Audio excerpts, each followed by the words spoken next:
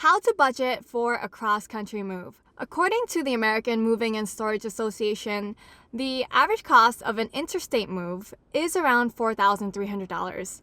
It is very expensive, so during the planning process for your cross-country move, you're going to want to budget for this move correctly and to save up enough money to be able to afford it. There's a lot of different factors that come into play when it comes to budgeting for a cross-country move. So in this video, I want to go over how exactly to do that. If you're looking to move cross-country for either school or for a new job or just simply looking for a fresh start in life, this video is for you. Even if you're moving from a lower cost of living area to a higher cost of living area, which is very difficult, or looking to move from a high cost of living to a lower cost of living area for a slower pace in life, this is also for you. Whatever it is, I want you to be able to budget for this move so that when you are actually there and settled in your new home, you can actually have a fresh start in life,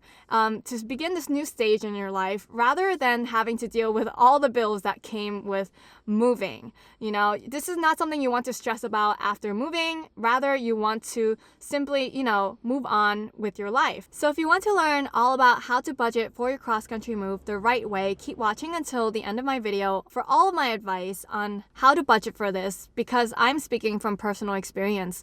I moved in 2017 from New York City to Lubbock, Texas, and then I moved again in 2018 from Lubbock, Texas to Boston, Massachusetts. And that second move to Boston was just extremely expensive, and in fact it just completely wiped out me and my husband's savings. It was so expensive, and I made a ton of mistakes during this move. So I want you to learn from my mistakes so that you can get it right, because I clearly didn't know what I was doing back when I was doing that move 2 years ago.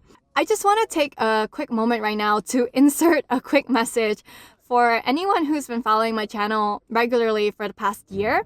I'm very sorry that I disappeared last month. I know I promised that I will post one video for you guys every single month, and I just completely blanked out last month. But I had a lot going on in my life, and it was a huge challenge. So I had severe stomach pain for some reason. I don't know why. It was so painful that I ended up going to the urgent care center because I had stomach pain for several days. And then right after that, I had to fly to Indonesia for my wedding. And then after coming back from Indonesia, I had extreme jet lag, and I was also still sick from some sort of cold. So it took me a while to recover.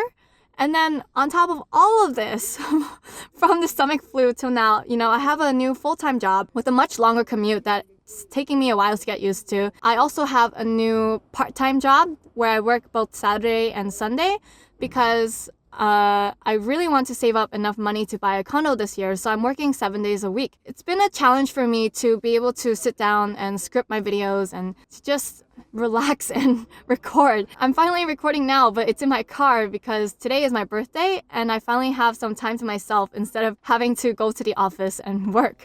So I'm very sorry, but I will try to post more often after I establish a brand new routine for my new life this year.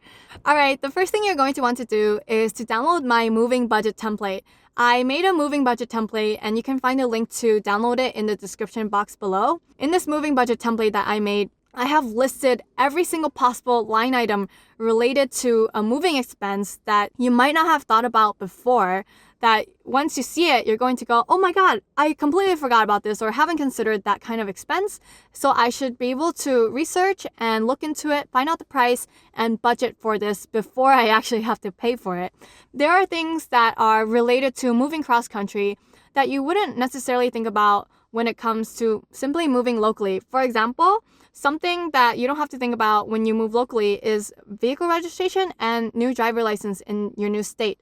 So when we moved from Texas to Massachusetts, I had to do my research into how much it is to register a vehicle here and to pay for 2 new driver license IDs. Things like that you didn't think about before. So you're going to want to use this moving budget template as a guideline. You're not going to necessarily fill in every single box because, for example, if you're going to do a road trip, you're not going to have to fill in the airfare box. But this is just a good template for you guys to use when it comes to comparing your different options and to not forget anything. You're going to want to consider every single possible line item when it comes to moving, because any sort of like mistake can be a big one. So there's that. And then after you download my moving budget template to your computer, I want you to keep the original file in a folder. And in the same folder, you're going to make multiple copies of that original file. And what you're going to want to do is play out different moving scenarios to compare the costs. For example, like make a scenario for using a full service moving company, or another scenario for like selling all your stuff and using just airfare and only bringing the stuff that you can fit in your suitcase, or another scenario where you do like a cross-country road trip. Play out a ton of different scenarios that are a possibility, and then make a budget for each and every single one of them just to compare the cost and see how much money you're saving. You might not necessarily go with like the lowest cost situation. You might go with something that's more convenient, or that you can also afford. But what you want to do is basically have a very good idea of the costs of everything when it comes to moving. Another thing I want you to do is, even when you're playing out these different scenarios and you're calling different companies for quotes and to find out, prices, don't be afraid to like call several companies for a quote. It never hurts to do that. Even today, like for everything I do when it comes to shopping for anything, I will call several companies for a quote, or look online at several websites for their prices to find out the best price. So don't be afraid to do that, always. But of course, just because a certain moving company will give you the cheapest price, don't forget to look at reviews, because some moving companies are not as ethical and they will try to rip you off. So always do your due diligence and find out if this is a good company or not. It will always cost you more money in the long run if you use a company that gave you a cheap quote, but then later once you have your stuff in their truck, then they raise the price on you. That's a lot of money, and you probably didn't budget for that, right? And you don't want to go over your budget. So I just want you to avoid that, because I have read some stories of people experiencing something like that, where the estimate was nowhere near the actual price in the end. So just do your due diligence when it comes to shopping for a moving company. So if you take a look at my moving budget template, you're going to see at the bottom, there is an area for you to put like your target moving date, or like how many days it is, or weeks or months it is until your target date. My Excel sheet will automatically calculate for you how much money you're going to have to save every single month to be able to move by your target moving date. And you're going to take that number and put it into your monthly budget. So if you're moving for school or for a new job, you definitely do not have flexibility when it comes to your target moving date. But if you're moving simply because you want to have a fresh start in life, you have that flexibility, and you should take advantage of it. So if you make that budget and then you see that to be able to move by your target moving date, it's going to be a bit of a stretch or a huge challenge for you to save that amount of money every single month to move, then you have the flexibility to push that target date back. Do not be in such a hurry to move right now just because you hate living where you are, or you really want to get that new start. If you really want to get your finances in order, then you should just be a bit more patient and wait until you have all that money saved up.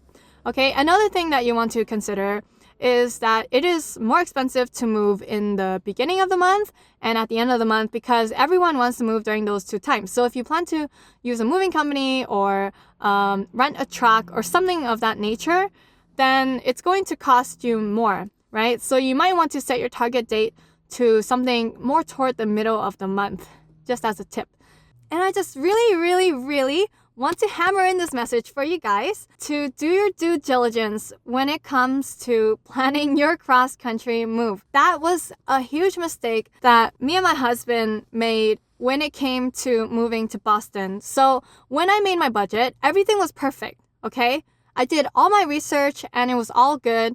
And our plan initially was to move to Boston so he goes to Boston University as a PhD student, right? So we were planning on moving into like a 450 square foot studio apartment in Boston University housing. We were not able to see any pictures of what a Boston University studio looked like. I tried as best as I could to find out video tours online from other college students and to like go on their website or like do a Google search. I didn't really know what 450 square feet looked like. We didn't have a lot of stuff anyway, so we thought like the space wouldn't matter. But the moment we got there and we finally took a look at what the studio looked like, we found like the layout wasn't very good and a lot of the walls took a huge amount of space, even though that was counted in the square footage. So, we really wanted our personal space, right?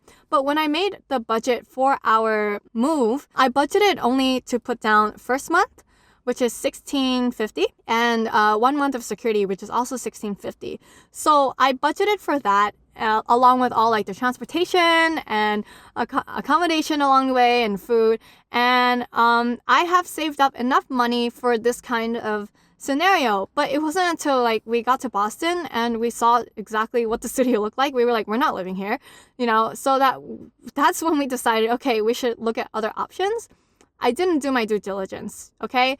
I assumed that to be able to move into an apartment in Boston, you would only need first month and security, just like at the BU housing. But that's not true. In the Boston real estate market, you're going to need first month rent, last month rent, 1 month worth of security, and most oftentimes, 1 month broker fee. Unlike in other cities, the tenant pays the broker fee, not the landlord. So basically, to move into an apartment, even if you could afford the monthly rent, if you want to move into an apartment, you're going to have to put down 4 times the rent. So I didn't budget for that at all. And my budget included just the first month and security and a little money left over for us to be able to afford furniture upon move-in. Yeah, it didn't work out that way. We had to put down 3 times the rent, $1,750 times $1,750 times $1,750 to be able to move into the apartment. And all of a sudden, my furniture budget for this move was completely wiped out. We had like no money left. We were down to like $100 by the time we moved in. So that's something you don't want to mess up, It's very easy for you to get into credit card debt over something like this. I just want to end this with what me and my husband did. I started my job maybe 2 or 3 days right after moving. And we still needed to buy some stuff though. We still needed a mattress, which we couldn't afford at the time. We needed a dining table, we needed dining chairs, a ton of stuff, a trash can, shower curtains, things that add up. Things that you would need around your new apartment just to get settled. Not to make it look nice, but just to get settled and to be able to cook. Things like that. We made an Excel sheet again, and we made a list of everything that we thought was very important that we needed immediately, right now, but we couldn't buy it immediately. Then we listed in priority 1 through 100. First being high priority, and 100 being lowest priority. And then next to each line item of the things that we needed, I would go on Amazon or Walmart or Target.com and search up the price of each line item that we needed. I would also search up the price of it on Facebook Marketplace or Craigslist, and I would put that price. When it's ranked from 1st to 100, I did it in ascending order so I could see the most important on top. And then I said to myself, okay, I'm getting my paycheck next week. We're going to have $500 budget for this paycheck to put toward things that we need around the house, okay? And then I basically just went down the line of the Excel sheet. Right after the $500 cutoff, I was like, okay, no more, we're not buying any more, because I refused to get into credit card debt. And then by the time the next paycheck came, I was like, okay, we have $500. What can we buy with this $500? Basically just went down the Excel sheet line and said, okay, we reached the $500 limit. Next time, we will do $500 again. So basically, we were not in too much of a rush to buy everything and waste our money, because when you have to shop urgently, that's when you waste a lot of money, when you don't think. You have to be able to think clearly. If you think clearly, then you will be able to save a lot of money. So that's what I want to leave you guys with. So if you come into a situation like mine where you're running out of money, doing that priority wish list is a good idea for you guys. So that's it for you guys. If you like this video, remember to give it a thumbs up. Leave me a comment if you've moved cross country before. What was your biggest, most unexpected expense? Because clearly mine was the apartment. Subscribe for more material in the future. In my next video, I'm going to talk about how to actually save money on moving costs. So in this video, I talked about how to budget for it. In my next video, I'm going to actually talk about all the different ways, tips and tricks that you can use to save money for your move. Also, if you want to save money in other ways, I do have a book called 1001 Ways to Save Money, which you can buy on Amazon. And I will see you guys next time. I miss you guys so much. So I'll be very happy to be back next time. Bye, guys.